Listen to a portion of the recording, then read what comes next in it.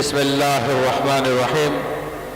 الحمد لله رب العالمين، والصلاة والسلام على سيد الأنبياء والمرسلين وعلى آله وأصحابه وأهل بيته وذرياته أجمعين، والعاقبة للمتقين.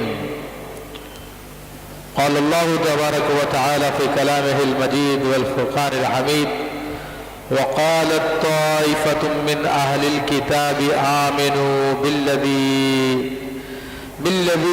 أنزل على الذين آمنوا وجه النهار واكفروا آخره لعلهم يرجعون. صدق الله العظيم وصدق رسوله النبي الكريم. مولاي صل وسلم دائما ابدا على حبیبک خیر الخلق کلہم. معزز حاضرین کرام، ہم اس سے قبل سورہ آل عمران کے 7 رکوع کے حوالے سے گفتگو کر چکے ہیں، اور آج میں نے آپ کے سامنے سورہ آل عمران کا کہ 8ویں رکوع کی ابتدا کی ہے. یہ 8واں رکوع آیت نمبر 72 سے شروع ہو کر آیت نمبر 80 تک ہے. تو اس رکوع کی پہلی آیت میں اللہ تبارک و تعالیٰ نے اہل کتاب کے ایک واقعے کو ذکر فرمایا. اس کی معنی جو بنتے ہیں ظاہری اعتبار سے یہ ہے کہ وقالت طائفۃ من اہل الکتاب، اہل کتاب کے ایک گروہ نے کہا آمنو، ایمان لے آؤ، بالذی انزل علی الذین آمنوا، اس بات پر ایمان لے آؤ جو ایمان جس پر ایمان والوں پہ نازل ہوا ہے. وجہ النہار، دن کی روشنی میں، واکفروا آخرہ، اور پھر دن کے آخری حصے میں اس کا انکار کر دو. لعلہم یرجعون، شاید وہ پھر جائیں. یہ پورا ایک واقعہ ہے، اس کا پس منظر میں پہلے کچھ بیان کر دیتا ہوں، کیونکہ اس سے پچھلی جو آیت تھی جو میں نے پچھلے درس میں آپ کے سامنے پڑھی تھی، ان آیات میں اللہ تبارک و تعالیٰ نے اہل کتاب کو بطور خاص حکم فرمایا تھا کہ اہل کتاب، تم اللہ کی آیتوں کا کیوں انکار کرتے ہو حالانکہ تمہیں سب کچھ پتا ہے. اے اہل کتاب، تم حق کو باطل سے کیوں چھپاتے ہو اور تم حق کی پردہ پوشی کرتے ہو حالانکہ تمہیں سب کچھ پتا ہے. تو اب وہ کس طرح سے حق کی پردہ پوشی کر رہے تھے، کس طرح حق کو چھپا رہے تھے، کس طرح حق کو باطل کے ذریعے ڈھانپنے کی کوشش کر رہے تھے. تو آج کی یہ آیت طیبہ میں نے پڑھی، اس میں اس کا بیان ہے، پورا واقعہ ہے. اس کی تفصیل کچھ اس طرح سے ہے کہ جب یہ یہودیوں نے دیکھا کہ مسلمان تو کسی طرح اپنے ایمان سے پھرتے ہی نہیں ہیں اور مسلمانوں کو کس طرح سے دین سے پھیرا جائے. اچھا، یہود جو کچھ کر رہے تھے سب حسد کی وجہ سے کر رہے تھے، کیونکہ اللہ فرما رہا ہے کہ ان کو سب کچھ پتا ہے کہ محمد رسول اللہ صلی اللہ علیہ وسلم سچے نبی ہیں، اسلام سچا دین ہے. لیکن آپ اندازہ کیجئے کہ انسان حسد میں آ جاتا ہے تو پھر وہ کیا کچھ نہیں کر گزرتا. تو اہل کتاب کے 12 آدمیوں نے، یعنی 12 یہودیوں نے ایک پروگرام بنایا. اب دیکھیں کتنا گھناؤنا پروگرام تھا، اور آج بھی ان کے پیروکار یہی طریقہ اختیار کرتے ہیں. یہی طریقہ لوگوں کے اندر، مسلمانوں کو اسلام سے برگشتہ کرنے کے لیے یہی طریقہ اپناتے ہیں. 12 آدمیوں نے پروگرام یہ بنایا کہ بھئی ہم جھوٹے مسلمان بن جائیں گے، صبح میں جا کے حضور صلی اللہ علیہ وسلم کے ہاتھ پہ اسلام قبول کر لیں گے اور شام تک ان کی محفل میں بیٹھیں گے، اور جب شام ہوگی تو ہم پھر واپس سے اسلام کو چھوڑ دیں گے اور یہودی ہو جائیں گے، تاکہ لوگوں کو ہم یہ کہہ سکیں کہ بھئی ہم تو حق کی تلاش میں نکلے تھے، ہم نے تو آ کے اسلام بھی قبول کیا تھا، ہم نے تو محمد رسول اللہ صلی اللہ علیہ وسلم کی صحبت بھی اختیار کی، مگر یہ وہ نبی نہیں ہے جن کا ہماری کتابوں میں ذکر ہے، ان کا دین وہ نہیں ہے جو ہماری کتابوں میں ہے، تو ہمارا تو قصور نہیں، انہیں کا قصور ہے۔ تو اس سے کیا ہوگا کہ ممکن ہے کہ بعض لوگ اسلام سے پھر جائیں، ممکن ہے کہ ان کے ایمان کمزور ہو جائیں۔ تو اسی واقعے کو اللہ تبارک و تعالیٰ نے یہاں پر بیان فرمایا۔ تو کفار نے یہ پلاننگ کی تھی، رات میں چھپ کر ہے، لیکن اللہ تبارک و تعالیٰ نے اپنے نبی علیہ الصلوۃ والسلام پہ وحی نازل فرما دی، جس سے سارے مسلمانوں کو بھی پتہ چل گیا کہ یہودی یہ پلاننگ کرنے والے ایسا کریں گے۔ تو اسی بات کو اللہ نے بیان فرمایا، وَقَالَتْ طَائِفَةٌ مِّنْ أَهْلِ الْكِتَابِ، اہل کتاب کے ایک گروہ نے کہا، آمنوا، ایمان لیاؤ اس پر، بِالَّذِي أُنزِلَ عَلَى الَّذِينَ آمَنُوا، وہ جو نازل ہوا ہے مسلمانوں پر، ایمان والوں پر، وجہ النہاری، دن کے شروع کے حصے میں، وَاكْفُرُوهُ آخِرَةً، اور دن کے آخری حصے میں شام کو انکار کر ڈالو، لَعَلَّهُمْ يَرْجِعُونَ، شاید وہ پھر جائیں۔ اب یہودیوں کو بھی پتا تھا کہ جو رسول اللہ صلی اللہ علیہ وسلم کی محبت میں آ جاتا ہے تو پھر آسانی سے دین کو چھوڑتا نہیں ہے، تو اس لیے پھر بھی ان کو امید نہیں تھی، یقین نہیں تھا کہ وہ اسلام کو چھوڑ دیں گے، اس لیے کہہ رہے ہیں لعلہم، شاید وہ دین چھوڑ دیں۔ تو یہ شاید کی بات ہے، الحمدللہ کسی مسلمان نے بھی ان کی سرکت کی وجہ سے دین نہیں چھوڑا۔ مزید انہوں نے کیا گفتگو کی، وَلَا تُؤْمِنُوا إِلَّا لِمَنْ تَبِعَ دِينَكُمْ۔ اب یہ باطل فرقوں کی ایک بات کی وضاحت کی جا رہی ہے کہ باطل فرقے اپنی بات پہ اڑے ہوتے ہیں، کسی دلیل کو نہیں مانتے، وہ بس کہتے ہیں ہم سچے ہیں، دلیل پہ غور کرنے کے لیے تیار نہیں ہوتے۔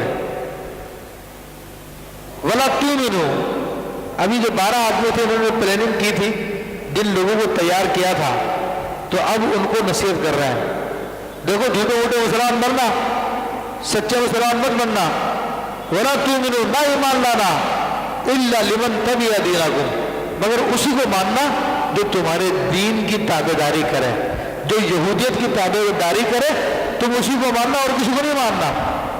مراد یہ کہ محمد رسول اللہ صلی اللہ علیہ وسلم اور ان کے ساتھیوں ان کی صحبت میں جاؤ گے تو ایسا نہیں کہ تم ان کے دین میں عمل کرنے لگ جاؤ، ان کو مت ماننا، تمہارا دین سچا ہے، بس تم اسی کو ماننا اور جو تمہارے دین کو مانے اسی کو ماننا۔ اور آج گمراہ اور باطل فرقے لوگوں کا برین واش کرتے ہیں، دنیا کا لالچ دے کر اور دیگر قسم کی باتیں سکھا کر، ان کا بھی یہی طریقہ ہوتا ہے کہ تمہیں دلیل سمجھ میں آئے یا نہ آئے، بس تم ہر درنی پہ قائم رہنا، تم ضد پہ قائم رہنا، اور تمہیں سامنے والے کی بات نہ قرآن بیان کرے وہ بھی نہیں ماننا، حدیث بیان کرے وہ بھی نہیں ماننا، بزرگان دین کی باتیں کرے وہ بھی نہیں ماننا۔ تو یہی ان کا طریقہ ہوتا ہے۔ تو ان کے جواب میں اللہ تعالیٰ نے ارشاد فرمایا، اپنے نبی علیہ الصلوۃ والسلام سے ارشاد فرمایا، قل، اے حبیب صلی اللہ علیہ وسلم تم فرما دو، ان الہدی ہدی اللہ، ہدایت تو وہی ہے جو اللہ کی ہدایت ہے، میرے بنانے سے یا آپ کے بنانے سے یا کسی اور کے بنانے سے وہ ہدایت نہیں بن جاتی، حق اور ہدایت وہی ہے جو اللہ تبارک و تعالیٰ کی طرف سے آئی ہے۔ ان یؤتی احد مثل ما اوتیتم، اب یہ یہودیوں سے مخاطب ہو کے فرمایا جا رہا ہے کہ آپ یہودیوں سے فرما دیجیے، اے یہودیوں کہ تمہارا یہ خیال ہے کہ جو ہدایت ماضی میں تمہیں ملی تھی سیدنا موسیٰ علیہ السلام کے ذریعے، کیا اللہ تبارک و تعالیٰ اس کے مثل کسی اور کو نہیں دے سکتا؟ یہودیوں کو یہی خار تھی، یہی حسد تھا، یہی جلن تھی کہ نبی کو، یہ نبی بنی اسرائیل میں کیوں نہیں آیا ہے، یہ بنی اسماعیل میں کیوں آ گیا ہے، حضرت اسحاق علیہ السلام کی اولادوں میں کیوں نہیں آیا ہے، حضرت اسماعیل علیہ السلام کی اولادوں میں کیوں آ گیا ہے؟ ان کو یہی تپش تھی۔ حالانکہ اللہ تبارک و تعالیٰ نے ابراہیم علیہ السلام سے وعدہ فرمایا تھا کہ تمہاری اولادوں میں میں نبی پیدا کروں گا، یہ نہیں فرمایا تھا کہ میں بنی اسرائیلی میں نبی پیدا کروں گا۔ اور بے شک اللہ تبارک و تعالیٰ نے بنی اسحاق میں یا بنی اسرائیل میں بہت انبیاء پیدا فرمائے،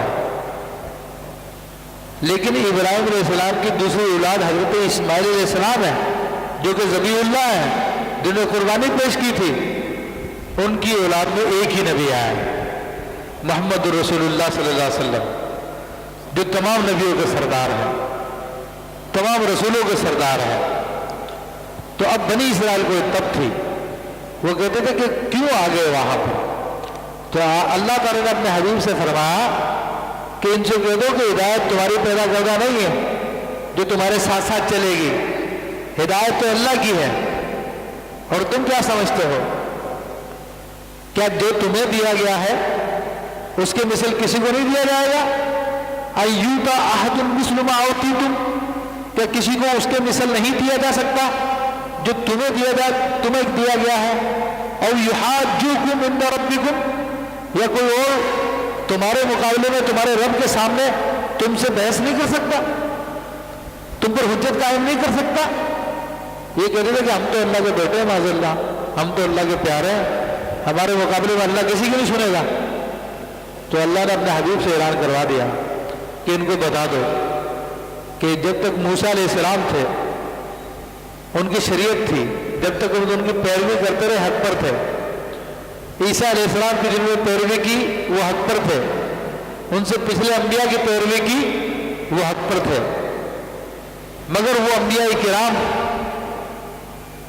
ایسے ہی تھے جیسے کہ رات میں چراغ کی مثال ہوتی ہے۔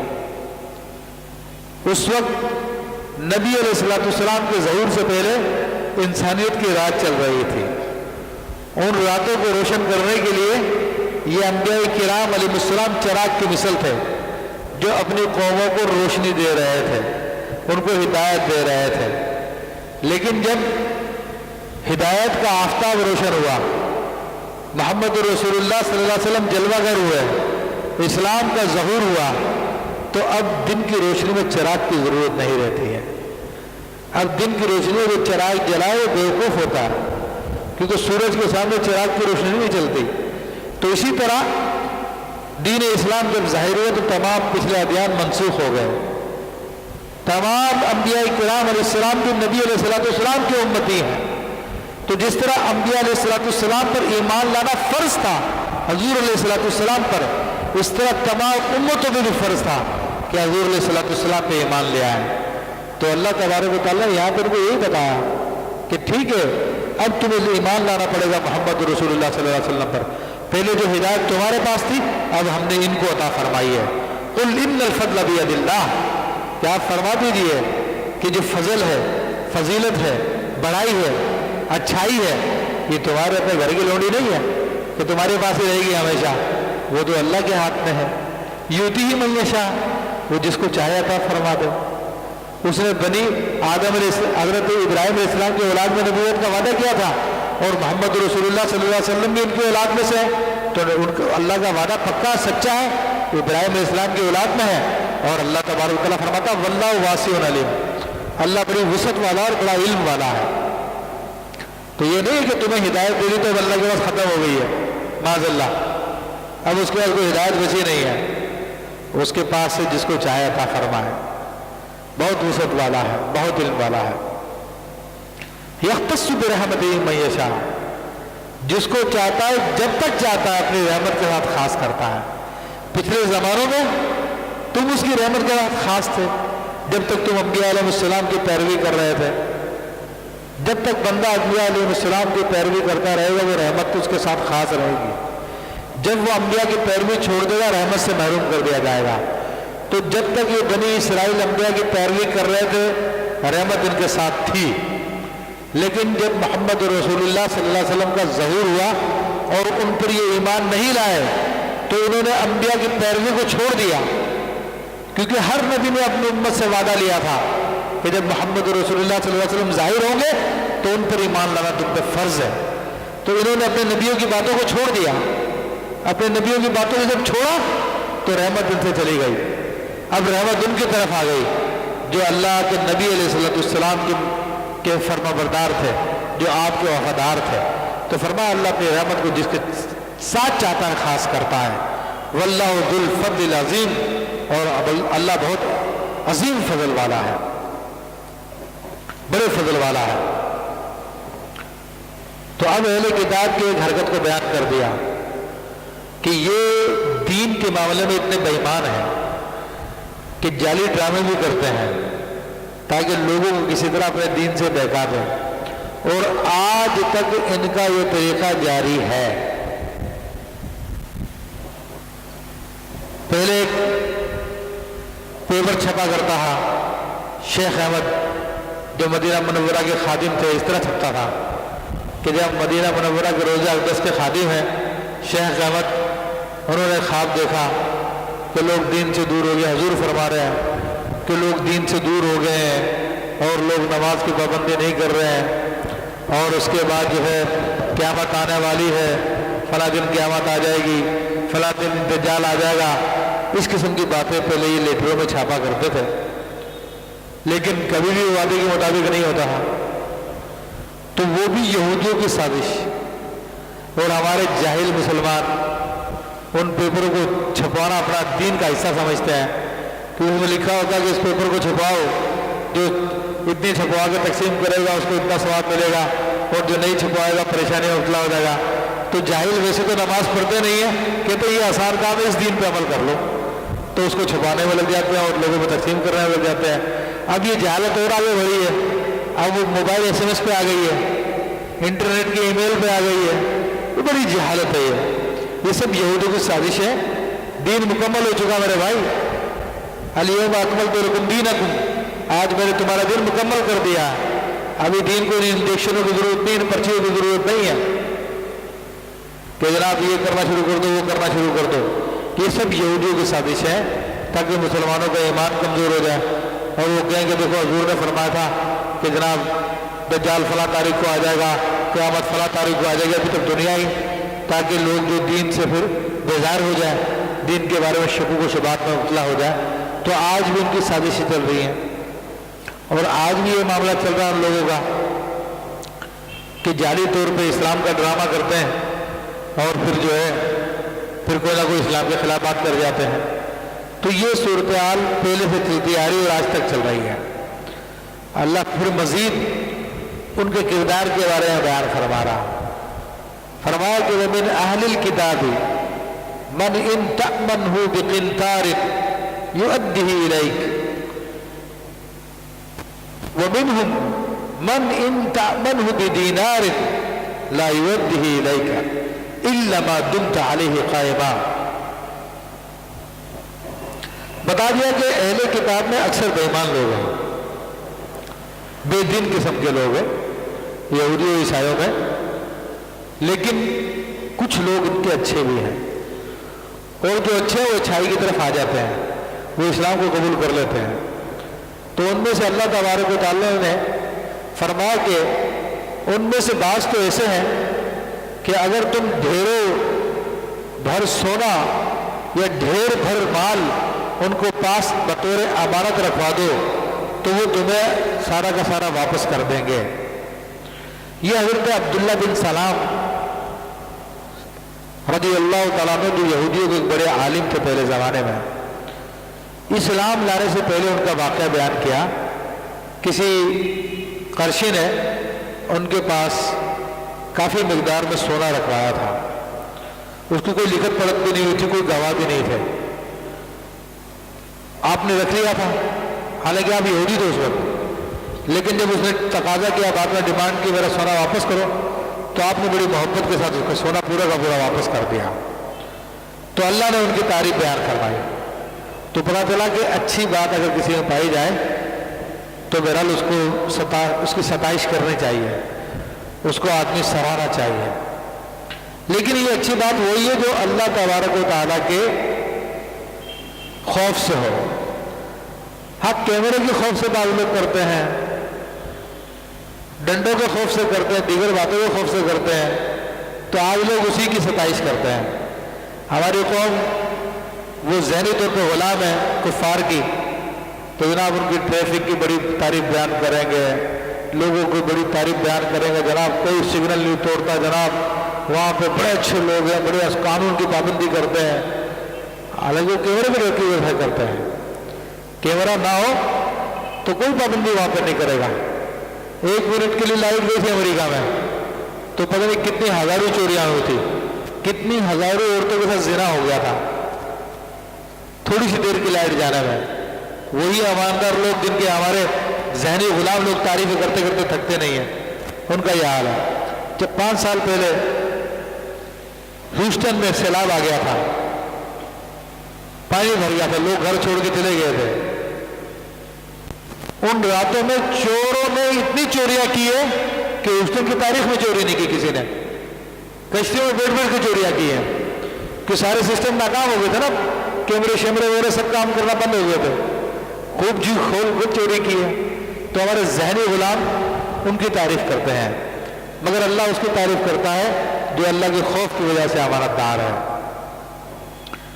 और फरमाया कि वमिन अहल किताबी, अच्छा वो मिनहुम, और उनमें से बाज वो भी हैं कि मन इम्तामन दीनार, कि अगर तुम उसके पास 1 अशरफी भी अमानत के तौर पर रखवा दो, ला युती इलैक, वो तुझे वापस नहीं करेगा, इल्ला मा दुमता अलैहि कायमन, जब तक तू उसके सर पे खड़ा ना हो जाए, उसके पीछे ना पड़ जाए, बार बार लोगों को बोले नहीं तो मजबूर होकर दे दे वरना तेरा 1 पैसा भी वापस नहीं करेगा।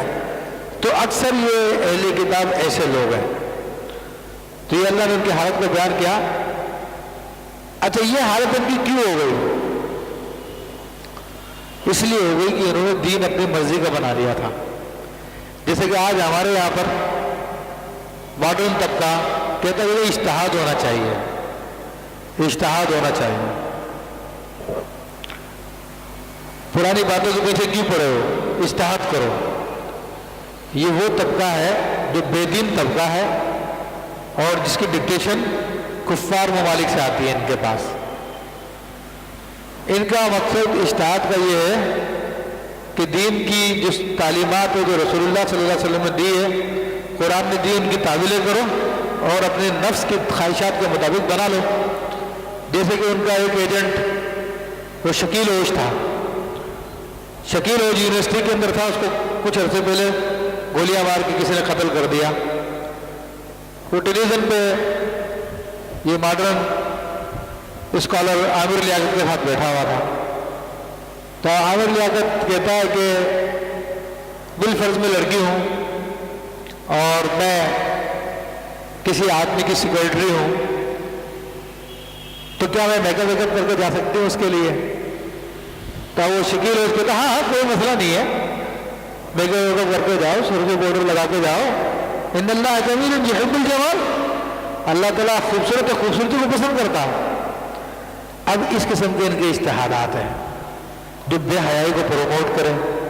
हालांकि कुरान की तालीमात, अल्लाह रसूल की तालीमात तो ये है कि औरत गैर मर्द के सामने अपनी जीनत को जाहिर ना करे, मगर वो मॉडर्न स्कॉलर शैतान का एजेंट, इसी तरह वो दूसरा एजेंट था जो इज्तिहाद का कायल था, उनके नजदीक कोई मसला नहीं है कि गैर मर्द के लिए तैयार होकर जाए, फैशन करके जाए, उसको भी उसने दीन बना दिया जो खालिसतन कुरान की तालीमात के खिलाफ है। तो अब इस किस्म के लोग हैं जो दीन को अपनी मर्जी से तब्दील करना चाहते हैं, वो इन्हीं यहूदियों की साजिश का शिकार हैं, क्योंकि यहूदियों में भी ऐसे लोग हुए और आज तक हैं। तो अब अल्लाह ताला फरमा रहा है कि जब इनको 1 अशरफी भी दी जाती है तो ये वापस करने के लिए तैयार नहीं होते। ये कौन से असूल के तहत तैयार नहीं होते वापस करने के लिए? तो अल्लाह फरमा रहा ज़ालिका बिअन्नहुम क़ालू, इसकी वजह यह कि उन्होंने कहा या उन्होंने ये असूल बना लिया, लैसा अलैना फिल उम्मिय्यीन सबील, कि ये इन अनपढ़ लोगों के मामले में हम पर कोई मुआवजा नहीं है। यानी यहूदियों के अलावा बल्कि इनकी तालमूद नामी किताब है जिसके मुताबिक ये है कि यहूदियों के अलावा जितने इंसान पैदा किए गए हैं सब के सब यहूदियों की गुलामी के लिए पैदा किए गए हैं। यहूदी अगर उनसे सूद लेता है, उनके माल को छीन लेता है तो कोई मसला नहीं, अपने गुलाम का माल छीना उसने, उसमें कोई गुनाह नहीं है, कोई पकड़ की बात नहीं है। तो वही पुराने अहकाम जो उन्होंने अपनी तरफ से घड़े थे, अब वो तालमूद की शक्ल में इनके पास मौजूद है और तालमूद की 100 से ज़्यादा जिल्दें हैं। وہ تعلیمات کوئی وحی نہیں ہے، وہ ان کی فقہ کی کتابیں ہیں جو کہتے ہیں کہ ہمارے ربیوں نے ہمارے لیے تیار کی ہے، تو وہ اس احکام پہ عمل کرتے ہیں۔ تو اللہ ان کی اسی بات کو بتا رہا ہے کہ یہ کہتے ہیں کہ یہ ان پڑھ لوگوں سے ہم کو چھین کے پٹ لے، کہ ان کا مال چھین لے تو ہم پر کوئی گناہ نہیں ہے۔ وَيَقُولُونَ عَلَى اللَّهِ الْكَذِبَ وَهُمْ يَعْلَمُونَ، اور یہ اللہ پہ بہتان باندھ رہے ہیں، جھوٹ بول رہے ہیں، یعنی اللہ نے ان کو کوئی ایسی اجازت نہیں دی ہے، ان کو پتا ہے کہ ہم جھوٹ بول رہے ہیں، مگر بس یہ کرے جا رہے ہیں مال کی لالچ میں، دنیا کے لالچ میں۔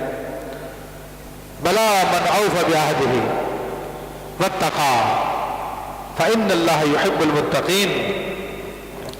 تو اب ان کی حالت بتا دی کہ یہ جھوٹے بھی ہیں، اللہ پہ بہتان بھی باندھتے ہیں، اور مسلمانوں کو دین سے برگشتہ کرنے کے لیے ہر طرح کے ہتھ کنڈے استعمال کرتے ہیں۔ تو ایسے لوگ اللہ کو پسند نہیں ہیں۔ اللہ کو کون پسند ہے؟ ہاں کیوں نہیں، جس نے اپنے عہد کو پورا کیا، واتقى، اور تقوی اختیار کیا۔ فإن اللہ يحب المتقین، تو اللہ تبارک و تعالیٰ تقوی کرنے والوں سے محبت کرتا ہے۔ تو یہاں پر ایفائے عہد کی اہمیت کا پتہ چلا کہ ہم جو آپس میں وعدہ کرتے ہیں اس کو نبھانا کس قدر ضروری ہے، کیونکہ اللہ نے یہ متقیوں کے ساتھ اس کو شامل کیا ہے۔ اور خلاف ورزی کرنا، وعدے کی خلاف ورزی کرنا، یہ منافقوں کا کام ہے، یہ منافقوں کا طریقہ ہے۔ سچا مومن وہی ہے جو اللہ سے کیے ہوئے وعدے کو پورا کرتا ہے، جو نبی سے کیے ہوئے وعدے کو پورا کرتا ہے، اسلام سے کیے ہوئے وعدے کو پورا کرتا ہے، وہی سچا مومن ہے۔ دوستوں سے وعدہ کرتا ہے اس کو پورا کرتا ہے، لوگوں سے وعدہ کرتا ہے اس کو پورا کرتا ہے، لیکن اس میں جائز وعدے مراد ہیں۔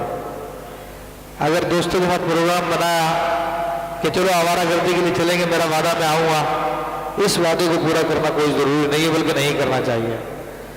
لڑکے لڑکی نے آپس میں شیطان کے چکر میں آ کر محبت شروع کر دی اور لوگ دوسرے سے عہد پیمان کر لیے، ان وعدوں کو ہرگز پورا نہ کیا جائے، یہ شیطانی وعدے ہیں، ان کو توڑنے کا حکم دیا گیا ہے۔ اور کوئی ناجائز بات پہ وعدہ کر لیا، ان سب کو نہیں پورا کیا جائے گا، یہ جائز وعدوں کی بات ہو رہی ہے۔ تو اللہ تعالیٰ ایسے لوگوں سے محبت کرتا ہے۔ ان الذین یشترون بعہد اللہ وایمانہم ثمنا قلیلا، اور وہ لوگ جو اللہ سے کیے ہوئے وعدوں کے بدلے میں اور اپنی قسموں کے بدلے میں تھوڑا سا مال لیتے ہیں، ذلیل دنیا لیتے ہیں، دنیا کے بدلے میں اللہ سے کیے ہوئے وعدے توڑ دیے ہیں، اللہ سے کی قسمیں توڑ دی، جس طرح کہ آج ہم توڑتے رہتے ہیں۔ جو ہمیں سے رشوت لے رہا ہے اس نے تو خدا کی الوہیت کا اقرار کیا ہے لا الہ الا اللہ کہہ کر، مگر پھر جب وہ رشوت لیتا ہے، کیونکہ جب آپ اللہ کو خدا مان چکے ہیں تو اس کے تحت اس بات کا بھی اقرار کر چکے ہیں کہ ہم تیری ہر بات کو مانیں گے، یہ ہمارا وعدہ ہو گیا ہے، لیکن جب وہ رشوت لیتے ہیں تو اس وعدے کو توڑ دیتے ہیں۔ ہم کوئی حرام طریقے سے کماتے ہیں تو اس وعدے کو توڑ دیتے ہیں، ہم کوئی گناہ کا کام کرتے ہیں تو اس وعدے کو توڑ دیتے ہیں۔ تو یہ ہمارے بارے میں بھی ہے کہ وہ لوگ جو اپنے اللہ سے کیے ہوئے وعدوں کو اور اپنی قسموں کو تھوڑی دنیا کے لیے بیچ دیتے ہیں، اولئک لا خلاق لہم فی الآخرۃ، یہ وہ لوگ ہیں جن کا آخرت میں کوئی حصہ نہیں ہے، یعنی جنت میں کوئی حصہ نہیں ہے ان لوگوں کا۔ ولا یکلمہم اللہ، اور اللہ تبارک و تعالیٰ نہ تو ان سے بات کرے گا، ولا ینظر الیہم، اور بروز یوم القیامت، اور بروز قیامت ان کی طرف نظر رحمت بھی نہیں فرمائے گا، ولا یزکیہم، ان کو پاک بھی نہیں کرے گا، ولہم عذاب علیم، اور ان کے لیے دردناک عذاب ہے۔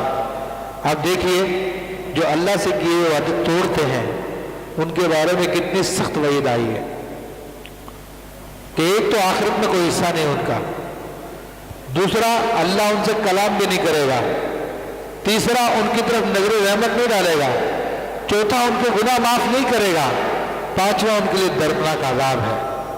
तो कुफ्फार के बारे में तो बिल्कुल बयान ही यही है, लेकिन अगर मुसलमान इन गुनाहों में गिरफ्तार है तो उनके लिए कि बिलाखिर अल्लाह तबारक व तआला उनके ईमान की वजह से उनकी मग़फ़िरत फरमा देगा, लेकिन एक अरसे तक उनको अपनी सज़ाएं भुगतनी पड़ेगी। ये अल्लाह की मशीयत है उनके बारे में। ये यहूदियों को डराया जा रहा है, मुसलमानों को समझाया जा रहा है। वइन्न मिनहुम लफ़रीक़न, और उनमें से यहूदियों का उल्मा का एक गिरोह ऐसा भी है, यलऊन अलसिनतहुम, जो अपनी ज़बान फेरते हैं बिल किताबी, किताब में। यानी जब तौरात पढ़ते हैं तो जरा ज़बान को टेढ़ा मेढ़ा करके कुछ और अल्फाज मिला देते हैं।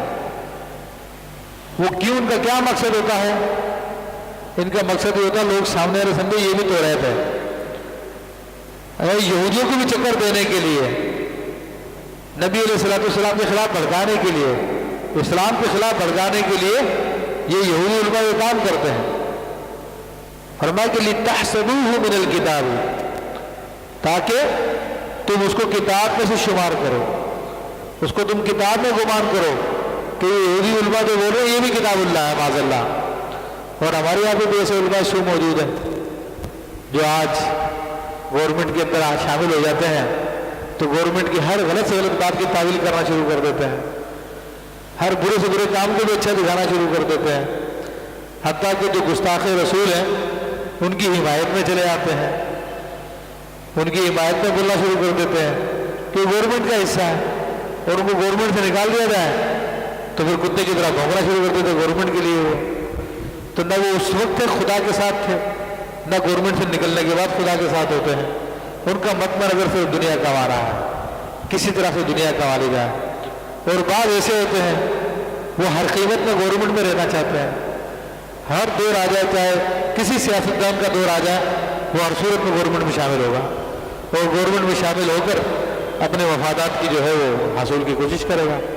तो ये वो उलमा सू है जिनको जो सिर्फ दुनिया के लिए काम कर रहे हैं कि हर हाल में उनको दुनिया मिल जाए, उसके लिए पीछे पड़े हुए हैं। तो उन्हीं लोगों के लिए अल्लाह बयान फरमा रहा है, वमा हुआ मिनल किताबी, ये जो जबान फेर कर तौरात में मिला रहे हैं ये लोग, तो वो अल्लाह की किताब में से नहीं है। वयक़ूलून हुआ मिन इंदिल्लाह, ये यहूदी कहते हैं ये अल्लाह की तरफ से है। ये भी जो हम कह रहे हैं कसमें खा खा के लोगों को बोलते थे, यानी हजूर अलैहिस्सलाम के बारे में आपकी नाज़ शरीफ आई तौरात में, मगर उन लोगों ने उसको बदल दिया। बदलने के बाद कहा उनके बाल घुंघरियाले होंगे, उनकी आंखें नीली होंगी, उनका कद लंबा होगा, अपनी तरफ से बना दी। अब कसमें खा खा कर लोगों को यकीन दिला रहे हैं कि देखो उस नबी की तो ये सूरत होगी जो नबी अलैहिस्सलाम से बिल्कुल मुख्तलिफ थी। तो फरमाता है अल्लाह तबारक व तआला, यक़ूलून हुवा मिन इंदिल्लाह, ये लोग कहते हैं ये सब अल्लाह की तरफ से, वमा हुवा मिन इंदिल्लाह, वो अल्लाह की तरफ से नहीं है। अल्लाह फरमा रहा वयक़ूलून अलल्लाहिल कज़िबा, वो अल्लाह ताला पर वो झूठ बांध रहे हैं, बहतान बांध रहे हैं। वहम यालमून, हालांकि वो सब कुछ जानते हैं। तो अब ये वहम यालमून का लफ्ज़ आया, ठीक है, यानी जानबूझ के सारी बातें कर रहे हैं, जानबूझ के ये फराज कर रहे हैं। तो आप अंदाजा कर लीजिए जब इंसान पर हसद की बुराई छा जाती है तो इंसान कितना गिर जाता है, अपने सामने वाले को जलील करने के लिए, उसको बुरा करने के लिए हर हथकंडा इस्तेमाल कर लेता है। इसलिए मेरे भाइयों बुजुर्गों ने फरमाया कि 3 बीमारियां, तकब्बुर, हसद और हिर्स, ये तमाम गुनाहों की जड़ है। ये हिर्स इंसान को बर्बाद कर देती है। तकब्बुर शैतान को हुआ था, उसको क़यामत तक के लिए ज़ुल्म और रिस्वा कर दिया। और हिर्स ये काबिल को हुआ, उस लड़की का हिर्स हुआ तो उसने अपने भाई को कत्ल कर दिया, तो क़यामत तक जितने कत्ल किए जाएंगे उसके नामा अमाल में भी लिखे जाएंगे। इसी तरह यहूदियों को हसद हुआ तो देखिए किस हाल को पहुंच गए ये लोग, इस हसद की वजह से। تو اب اللہ تبارک و تعالیٰ نے ان کی حقیقت کو بیان فرمایا، اور ہمیں بھی اس میں درس دیا جا رہا ہے کہ تم ان باتوں سے بچو۔ پھر فرماتا ما کان لبشر ان یؤتیہ اللہ الکتاب والحکم والنبوۃ ثم یقول للناس کونوا عبادا من دون اللہ، کہ فرماتا ہے کہ آدمی کا کہ یہ حق نہیں ہے، یعنی کسی آدمی کے لیے جائز نہیں ہے کہ اللہ تبارک و تعالیٰ اس کو کتاب عطا فرمائے، اس کو حکمت عطا فرمائے، نبوت عطا فرمائے، پھر وہ لوگوں سے کہے کہ لوگوں میرے بندے بن جاؤ، اللہ کے بجائے میرے بندے بن جاؤ۔ ولیکن کونوا ربانین، بلکہ تم اللہ والے ہو جاؤ، بما کنتم تعلمون الکتاب، اس سبب سے کہ تم لوگوں کو کتاب سکھاتے تھے، وبما کنتم تدرسون، اور اس سے کہ تم درس کرتے ہو۔ تو اب یہ اللہ تبارک و تعالیٰ نے خاص طور پہ یہودیوں کی طرف اشارہ فرمایا، عیسائیوں کی طرف بھی اشارہ فرمایا، کیونکہ جب نبی علیہ السلام نے مناظرہ کیا اور عیسائیوں کی تمام باتوں کا جواب دے دیا، لاجواب ہو گئے، تو کہنے لگے ہم تو عیسیٰ علیہ السلام کی اس لیے پوجا کرتے ہیں کہ عیسیٰ علیہ السلام نے فرمایا تھا اے لوگوں میرے بندے بن جاؤ، میری عبادت کرنے لگ جاؤ اللہ کے بجائے۔ تو اب اللہ تبارک و تعالیٰ وحی نازل فرما رہا ان لوگوں کے رد میں کہ ما کان لبشر، کسی آدمی کو یہ حق نہیں پہنچتا کہ جس کو اللہ کتاب بھی دے، حکمت بھی دے، نبوت بھی دے، تو ظاہر سی بات ہے جس کو دے گا وہ نبی ہوگا، کہ پھر وہ لوگوں سے کہتا پھرے کہ میرے بندے بن جاؤ اللہ کے بجائے۔ تو اس سے وضاحت ہوگی کہ کسی نبی نے بھی اپنی عبادت کی دعوت نہیں دی، کسی نبی نے یہ نہیں کہا کہ میری عبادت کرو، بلکہ ہر نبی نے کیا فرمایا، کونوا ربانین، کہ تم اللہ والے بن جاؤ۔ اب ربانی کسے کہتے ہیں؟ اللہ والے کو کہتے ہیں، علماء ربانیین کہلاتے ہیں۔ اور امام اہل سنت رحمۃ اللہ علیہ سے پوچھا گیا کہ علماء ربانیین کون ہوتے ہیں؟ تو آپ نے ارشاد فرمایا علماء ربانیین وہ ہوتے ہیں جو مدت سے درس و تدریس کا سلسلہ جاری رکھتے ہیں، جو علم دین پڑھاتے ہیں اور اس پہ عمل کرتے ہیں، وہ علماء ربانیین ہیں۔ یہ علماء ربانیین کی پہچان ہے۔ کونوا ربانین بما کنتم تعلمون، کہ جو کچھ تم سکھایا کرتے تھے، یہاں پہ بھی یہی ہے، جو کچھ تم سکھاتے ہو اس کے سبب سے تم ربانی ہو جاؤ، وہ بما کنتم تدرسون، اور جو تم درس دیتے تھے، یہاں پہ بھی یہی درس کی بات آئی ہے۔ اللہ نے بھی یہی بیان فرمایا کہ درس دینے والے، سکھانے والے، دین سکھانے والے وہ علماء ربانیین ہوتے ہیں۔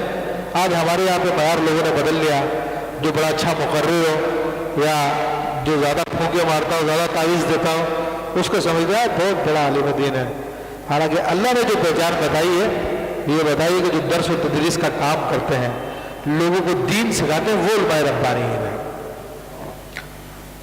پھر فرمایا کہ وَلَا يَأْمُرُكُمْ أَن تَتَّخِذُوا الْمَلَائِكَةَ وَالنَّبِيِّينَ أَرْبَابًا، اور وہ تمہیں حکم نہیں فرماتا اور وہ تمہیں حکم نہیں دے گا، یعنی تم نبیوں کے بارے میں ایسا کہہ رہے ہو، عیسیٰ علیہ السلام کے بارے میں کہہ رہے ہو کہ انہوں نے کہا تھا کہ میری عبادت کرو۔ پھر اس کے بعد ایک اور بات، خاص بات جو میں ذکر کر دوں کہ یہودی اور عیسائیوں نے دیکھا کہ صحابہ کرام رسول اللہ صلی اللہ علیہ وسلم کی بڑی تعظیم کرتا ہے، اذان کہتے ہیں تو اذان میں بھی ان کا نام آتا ہے، جب نماز پڑھتے ہیں تو نماز میں بھی ان پہ درود پاک پڑھتے ہیں، ان پہ سلام پڑھتے ہیں، جب اللہ کا ذکر کرتے ہیں تو رسول اللہ کا بھی ذکر کرتے ہیں، بڑے ادب و احترام کے ساتھ ان کے سامنے پڑھتے ہیں، بڑی تعظیم کرتے ہیں۔ تو ان لوگوں نے اعتراض کیا کہ محمد صلی اللہ علیہ وسلم تو اپنی عبادت کرواتے ہیں ان لوگوں سے۔ جب صحابہ کرام کا یہ احترام دیکھا صحابہ کرام کتنا احترام کرتے ہوئے بخاری شریف کی حدیث موجود ہے کہ آپ علیہ السلام اپنے دہن مقدس سے اپنے لعاب کو زمین پہ تھوکتے تھے، زمین پہ نہیں گر پڑتا تھا. صحابہ کرام آگے بڑھ کے لے لیا کرتے، اس کو اپنے جسم پہ مل لیا کرتے تھے. کتنا احترام کرتے تھے صحابہ کرام، محبت کرتے تھے. حضور وضو کرتے تھے، وضو کا غسالہ وہ زمین پہ نہیں گرتا تھا، صحابہ کرام نیچے ہاتھ لگا لیا کرتے تھے، لے لے کے پیتے تھے، اپنے جسموں پہ ملتے تھے. کتنا احترام کرتے تھے. حضور علیہ السلام نے فسد لگوائی. وہ ہوتا کہ رگ سے خون نکالتے ہیں، تو وہ ایک برتن میں جمع ہو گیا خون. تو حضرت عبداللہ بن زبیر رضی اللہ تعالیٰ وہاں پہ موجود تھے. تو ان سے فرمایا کہ یہ خون لے جا کے کہیں ڈال آؤ محفوظ جگہ پہ. تو حضرت عبداللہ بن زبیر رضی اللہ تعالیٰ لے کے گئے. سوچ رہے کہاں ڈالوں، یہاں ڈالوں بے ادبی نہ ہو جائے، یہاں ڈالوں بے ادبی نہ ہو جائے. انہوں نے خون کا پیالہ اٹھایا اور پی گئے. حضور علیہ السلام کی خدمت میں آیا. حضور نے فرمایا کہاں ڈالا تم نے؟ حضور کو بتا کیا کر کے آیا ہے؟ کہا یا رسول اللہ مجھے کچھ سمجھ میں نہیں آیا، پی گیا. فرمایا جاؤ تم کو جہنم کی آگ حرام ہے. اب حالانکہ خون ان کا حکم دیکھیے، تو صحابہ تو اتنی تعظیم کرتے تھے. تو یہود و نصارہ نے کیا کہا، ارے محمد صلی اللہ علیہ وسلم تو اپنی عبادت کرواتے ہیں. تو آج بھی ان کے ایجنٹ یہی بات کہہ رہے ہیں، حضور کی تعظیم کرو، حضور کی نعت پڑھو. ارے تم تو خدا میں ملا دیتے ہو ان کو، ارے تم تو ان کو حد سے بڑھا دیتے ہو. یہ تو شرکیہ نعت ہے، یہ شرکیہ نعت نہیں پڑھنی چاہیے. تو یہ اپنے آقاؤں کی نقالی کر رہے ہیں، یہود و نصارہ کی بولی بول رہے ہیں کہ انہی کی یہ اولادیں ہیں، یہ انہی کے اشارے پہ یہ لوگ وجود میں آئے ہیں. وہی ان کو آج بھی پیسے دے رہے ہیں. 5-5 ہزار ان کے طلبہ پڑھ رہے ہیں مدرسوں میں، اور بڑے مزے کے ساتھ چل رہے ہیں وہ مدرسے. وہی یہود و نصارہ کے پیسے آ رہے ہیں، کبھی سعودی عرب سے آتے ہیں تو کبھی دوسرے ملک کی طرف سے آتے ہیں، لیکن بھیجے وہیں سے جاتے ہیں. تو ان کے پروان چڑھ رہے ہیں. ان کا کام یہی ہے مسلمانوں کو شرک کے فتوے لگانا، مسلمانوں کو رسول اللہ صلی اللہ علیہ وسلم کو محبت سے دور کرنا، یہ ان کا کام ہے. آج بھی یہی کر رہے ہیں. آج بھی مسلمانوں کو یہی کہتے ہیں یہ بدعت میں پڑ گئے ہیں جی، یہ شرکیہ باتیں کرتے ہیں، حضور کو اللہ سے ملا دیتے ہیں. تو جب اس زمانے کی یہود و نصارہ نے اعتراض کیا اللہ کو اس سے ملا دیتے ہیں، تو اللہ نے فرمایا وَلَا يَأْمُرُكُمْ أَن تَتَّخِذُوا الْمَلَائِكَةَ وَالنَّبِيِّينَ أَرْبَابًا. وہ نبی جس کو اللہ نے نبوت دی ہے وہ حکم نہیں دے گا کہ تم فرشتوں کو، نبیوں کو رب بنا لو. أَيَأْمُرُكُمْ بِالْكُفْرِ بَعْدَ إِذْ أَنْتُمْ مُسْلِمُونَ. کیا وہ تمہیں کفر کا حکم دے گا کہ باوجود یہ کہ تم مسلمان ہو چکے ہو؟ کیا تمہیں مسلمان کرنے کے بعد پھر تمہیں کافر بنائے گا وہ؟ تو کسی نبی نے بھی اپنی عبادت کی دعوت نہیں دی. اور جو نبی کی تعظیم اور تکریم کو تم لوگ عبادت سمجھ رہے ہو تو تم دین کو ہی نہیں سمجھے ہو. تم دین کو ہی نہیں سمجھے ہو، اس لیے کہ تم یہود و نصارہ کی بولی بول رہے ہو. ورنہ صحابہ کرام کا معاملہ کیا تھا، کتنی تعظیم کرتے تھے. یہ سیاستہ کی حدیث ہے. حضرت ابو بکر صدیق عرض کرتے ہیں رسول اللہ صلی اللہ علیہ وسلم کے ساتھ جا رہے ہیں، رہتے تھے ساتھ ہر وقت. بکری کا ریوڑ تھا، پورے کا پورا ریوڑ سجدے میں گر گیا حضور صلی اللہ علیہ وسلم کے لیے. آگے جا رہے ہیں، درخت سجدہ کر رہے ہیں، سلام کر رہے ہیں پہاڑ. حضرت ابو بکر صدیق نے اس کی یا رسول اللہ صلی اللہ علیہ وسلم یہ چرند پرند یہ حیوان و بہائم سب تو آپ کو سجدہ کرتے ہیں، کیا آپ ہمیں اجازت نہیں دیتے ہم آپ کو سجدہ کریں؟ اب یہ صدیق اکبر کا ایمان ہے، یہ وہابی کا ایمان نہیں ہے، یہ دیوبندی کا ایمان نہیں ہے، یہ صدیق اکبر کا ایمان ہے جو خواہش رکھتے ہیں کہ یا رسول اللہ مجھے سجدے کی اجازت دے دو. تو فرمایا کہ اگر نہیں ابو بکر پھر اس شریعت میں یہ حرام ہے. اگر میں کسی کو حکم دیتا تو عورت کو حکم دیتا کہ اپنے میاں کو سجدہ کریں. حضرت معاذ بن جبل رضی اللہ تعالیٰ عنہ وہ یمن سے آئے اور آئے اور آتے رسول اللہ صلی اللہ علیہ وسلم کو آ کے سجدہ کر دیا. تو حضور صلی اللہ علیہ وسلم نے ان کو منع فرمایا کہ ایسا نہ کرو. یہ نہیں کہا کہ اے معاذ تم نے شرک کر دیا، کیونکہ وہ سجدہ تعظیمی تھا، سجدہ عبادت نہیں تھا. سجدہ عبادت کفر ہے، سجدہ تعظیمی وہ حرام ہے، کفر نہیں ہے. تو حضور نے حضرت معاذ کو کلمہ نہیں پڑھایا کہ حضور کو پتا تھا سجدہ تعظیمی کیا. تو اس سے یہ بھی پتا چلا کہ بعض کم علم مسلمان مزارات پہ جا کے جو سجدہ کر دیتے ہیں تو وہ سجدہ تعظیمی ہوتا ہے، سجدہ عبادت نہیں ہوتا، وہ حرام ہے. شرک و کفر نہیں ہے جو لوگ فتوے دینا شروع کر دیتے ہیں، یہ شرک کرتے ہیں، یہ شرک کرتے ہیں. یہ وہی بولی بولتے ہیں جو یہود و نصارہ کی بولی ہے، اس لیے ان کو شرک نظر آتا ہے. انہوں نے بھی اللہ کے رسول پہ بھی یہ الزام لگایا تھا. تو حضرت معاذ نے عرض کی یا رسول اللہ صلی اللہ علیہ وسلم کہ میں شام میں گیا ہوں، وہاں پہ لوگ اپنے امیروں کو سجدہ کرتے ہیں، اپنے بادشاہوں کو سجدہ کرتے ہیں، کہ آپ ہمیں اجازت نہیں دیتے ہم آپ کو سجدہ کریں. تو حضور نے پھر یہی ارشاد فرمایا. تو جو اہل ایمان تھے ان کے دل میں تو یہی تمنا تھی کہ ہم آقا کو سجدہ کریں.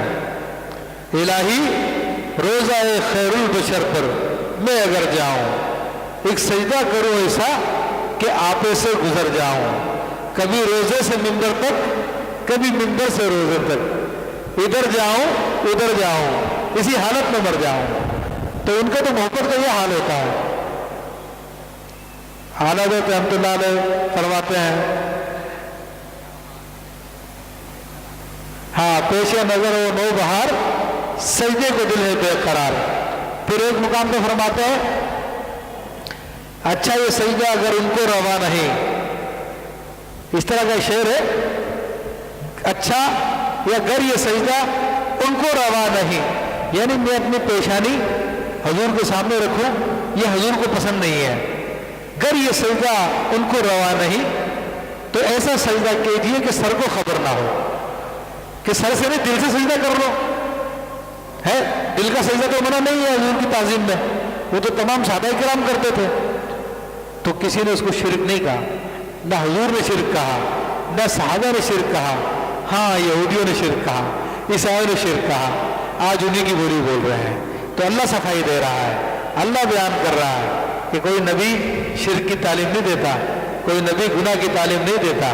تو یہ اللہ تبارک و تعالیٰ نے، یہ اللہ کی سنت ہے، جب اللہ کے پیارے پہ اعتراض کیا جاتا ہے تو اللہ خود جواب دیتا ہے. تو بہرحال المختصر یہ کہ یہود و نصارہ کا کفر وہ حسد پہ مبنی تھا، اور وہ حسد کس سے؟ رسول اللہ صلی اللہ علیہ وسلم سے حسد تھا. وہ اللہ کو ماننے کے لیے تیار تھے، وہ ساری بات ماننے کے لیے تیار تھے، لیکن رسول اللہ کو ماننے کے لیے تیار نہیں تھے. رسول اللہ صلی اللہ علیہ وسلم کے ذکر کو ناپسند کرتے تھے، رسول اللہ صلی اللہ علیہ وسلم کی تعظیم کو ناپسند کرتے تھے. تو اس کی وجہ سے وہ ہمیشہ کے لیے راندہ درگاہ ہو گئے. اور یہی حال ابلیس کا ہوا کہ اس نے ڈائریکٹ اللہ سے دشمنی نہیں کی. ابلیس نے اس نے جو ڈائریکٹ دشمنی کی ہے وہ اللہ کے محبوب سے کی ہے، ابراہیم آدم علیہ السلام سے کی تھی. اللہ نے یہ نہیں کہا شیطان میرا دشمن ہے، فَمَا إِنَّهُ لَكُمْ عَدُوٌّ مُّبِينٌ، شیطان تمہارا کھلا ہوا دشمن ہے. ان الشیطان للانسان عدو مبین، شیطان انسان کا کھلا ہوا دشمن ہے. یہ نہیں کہا کہ میرا دشمن ہے یا میں اس کا دشمن ہوں، اس کی دشمنی انسان سے ہے، اس لیے وہ ہمیشہ کے لیے برباد ہوگا. تو آج بھی ان سے دشمنی کرے گا وہ ہمیشہ کے لیے برباد ہوگا. اللہ تبارک و تعالی ہمیں ان لوگوں میں ہونے سے بچائے اور حق پہ چلنے کی توفیق عطا فرمائے. آمین بجاہ النبی الامین.